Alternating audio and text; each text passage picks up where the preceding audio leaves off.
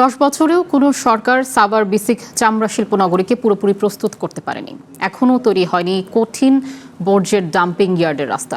পুরোপুরি প্রস্তুত হয়নি চামড়া শিল্প নগরীর কেন্দ্রীয় বর্জ্য শোধনাগার বা সিইটিপি। চালু থাকা ট্যানারিগুলোর বেশিরভাগেরই নেই লেদার ওয়ার্কিং গ্রুপ বা এলডব্লিউজি সনদ। ফলে দেশের দ্বিতীয় প্রধান রপ্তানি খাত থেকে বৈদেশিক মুদ্রা অর্জনে বঞ্চিত হচ্ছে সরকার। আর ক্ষতিগ্রস্ত হচ্ছেন ট্যানারি ব্যবসায়ীরা। সাভার বিসিক চামড়া শিল্প নগরী নিয়ে 2 পর্বের ধারাবাহিকের প্রথম পর্ব।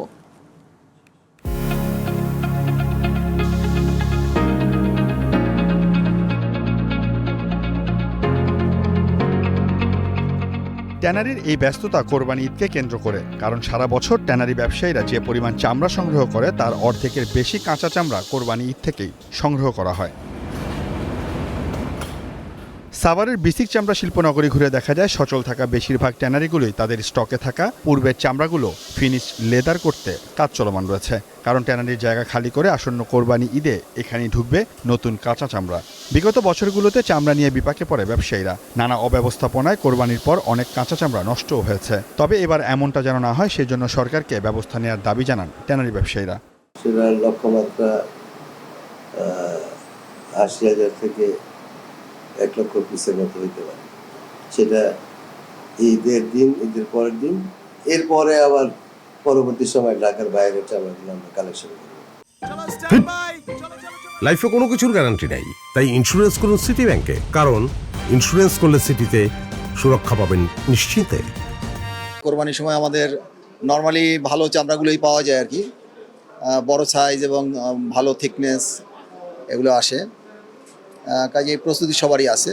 প্রতি বছরই বাংলাদেশ ট্যানার্স অ্যাসোসিয়েশন বিটিএ কাঁচা চামড়া সংরক্ষণের লক্ষ্যমাত্রা নির্ধারণ করে। তবে নানা জটিলতা ও অব্যবস্থাপনায় সেই লক্ষ্য পূরণ হয় না। এবছরও 1 কোটি পিস কাঁচা চামড়া সংগ্রহের লক্ষ্যমাত্রা নির্ধারণ করেছে ট্যানারি মালিকদের সংগঠন বিটিএ। কিছু চ্যালেঞ্জ আমাদের আছে, তার মধ্যে সিইটিপিটা একটা চ্যালেঞ্জ এবং আমাদের সাথে সাথে কেমিক্যাল রাসায়নিকগুলি একটা চ্যালেঞ্জ। কারণ আপনি জানেন যে এই বৈশ্বিক বর্তমান পরিস্থিতিতে, যুদ্ধ পরিস্থিতিতে আমাদের এখানে অনেক রাসায়নিক ইম্পোর্টের একটু সমস্যা হয়েছে, যেটা ধরেন প্রথমত প্রাইস যেমন বৃদ্ধি পাইছে, সাথে সাথে এটা ধরেন শিপমেন্টও আমাদের অনেক ডিলে হচ্ছে।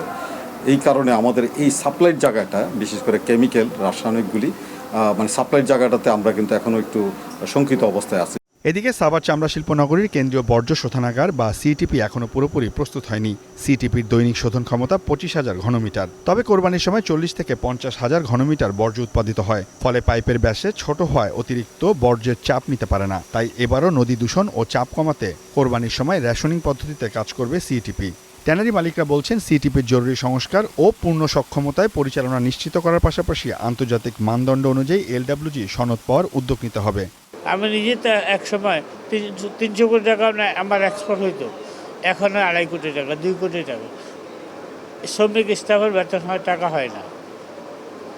এ পর্যন্ত আমি কমাস 100 কোটি টাকাই হেমায়তপুর যাইয়া লস দিছি। এটা দীর্ঘ 2 মাস যাবৎ কাজ করেছে। তো আমরা মনে করি যে এটা চলমান প্রক্রিয়া এবং এটা বিসিক শিল্পনগরী, যেহেতু এটা বিসিক, এটা দেখা উচিত। বুড়িগঙ্গা ও ঢাকার দূষণ কমাতে 2017 সালে হাজারীবাগ থেকে এই চামড়া শিল্পকে সাভারে স্থানান্তরিত করা হয়। তবে প্রায় 10 বছর হতে চলছে, এখন পর্যন্ত এই সাভার বিসিক চামড়া শিল্পনগরী পুরোপুরি প্রস্তুত হয়নি। একই সাথে প্রস্তুত হয়নি এই কেন্দ্রীয় বর্জ্য শোধনাগার, যার ফলে এখানকার যারা ব্যবসায়ী আছেন তারা ক্ষতিগ্রস্ত হচ্ছেন। আর সংশ্লিষ্টরা বলছেন যেই চীনের কোম্পানি এই সিটিপি তৈরি করেছেন তারা পুরোপুরি কাজ সম্পন্ন না করেই চলে গেছেন। কেন্দ্রীয় বর্জ্য শোধনাগার বা সিটিপি পরিচালকের দাবি, বিগত 2 বছরের কিছু সংস্কার কার্যক্রম করা হয়েছে, তবে আর্থিক সংকটে পিছিয়ে আছে সংস্কার কাজ। এখানে একটা ডিজাইন ত্রুটি আছে। এখানে আপনার টার্সিয়ারি ট্রিটমেন্ট নাই, সেন্ট্রাল সেডিমেন্টেশন নাই, সেন্ট্রাল ক্রোম রিকভারি নাই। তো এই জিনিসগুলো একটা মিসিং আছে।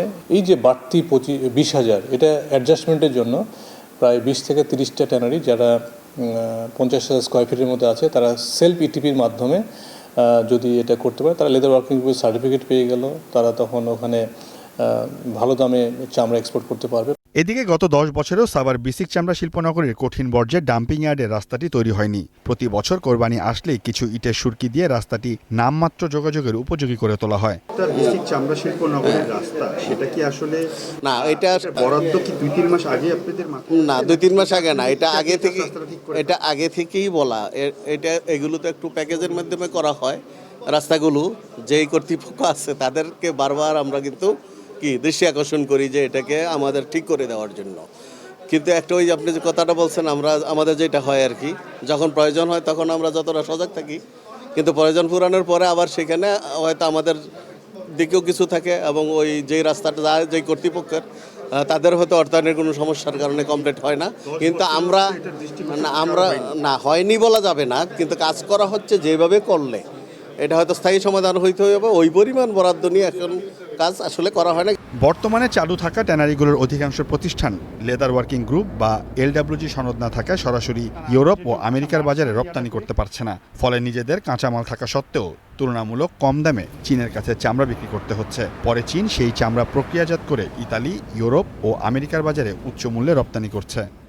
বাংলাদেশ ও ভিয়েতনাম প্রায় একই সময়ে চামড়া ও চামড়াজাত পণ্য রপ্তানি করা শুরু করে। তবে বর্তমানে বাংলাদেশ এই চামড়া ও চামড়াজাত পণ্য রপ্তানি করে বছরে প্রায় $1 বিলিয়ন মতো আয় করছে। ঠিক সেখানে দক্ষিণ পূর্ব এশিয়ার দেশ ভিয়েতনাম প্রায় বছরে $5 বিলিয়ন আয় করছে। চামড়া খাতের সাথে যারা জড়িত তারা বলছেন এর পিছনে রয়েছে ভিয়েতনাম সরকারের উদারতা। ঠিক এই জায়গাটাতেই পিছিয়ে আছে বাংলাদেশ। তাই খাত সংশ্লিষ্টরা বলছেন বাংলাদেশ সরকার যদি সহজভাবে প্রণোদনা দেয় তাহলে 2030 সাল নাগাদ বাংলাদেশ চামড়া ও চামড়াজাত পণ্য রপ্তানি করে বছরে প্রায় $10 থেকে $12 বিলিয়ন আয় করতে পারবে। Seoul Ahmed, one news, BSCIC চামড়া শিল্পনগরী, সাভার।